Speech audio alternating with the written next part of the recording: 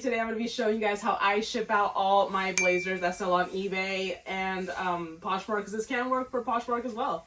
This is a Zegna blazer. I know I got it wrong. Let me know in the comments.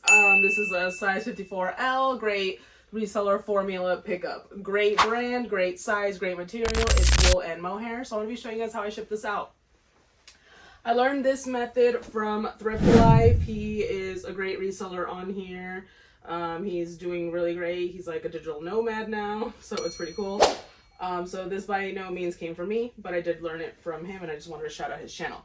So first of all, obviously button it up, and then yeah, you have it like so.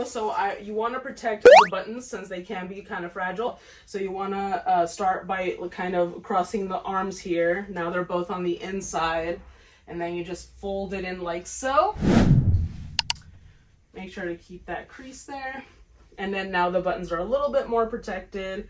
Now you can just come in and fold again and fold again. And just like that, it's nice, good to go, folded. I'm gonna put it in another poly bag just to keep it a little bit more weather safe. Here you can fold it again.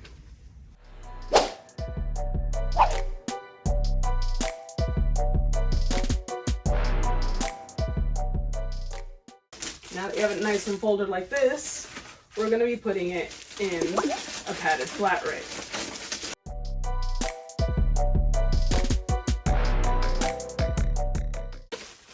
And just like that, it's ready to go priority mail. Now they did pay ground advantage. They paid for a ground advantage, but because this is going in a padded flat rate mailer, I can ship it out for $8.30, leaving me a little bit of money from shipping because they did pay $11 for shipping, but it's going to get there a little bit faster to send to them. They did leave me a note to ship it out as soon as possible, so this is going to get there to them just a little bit faster.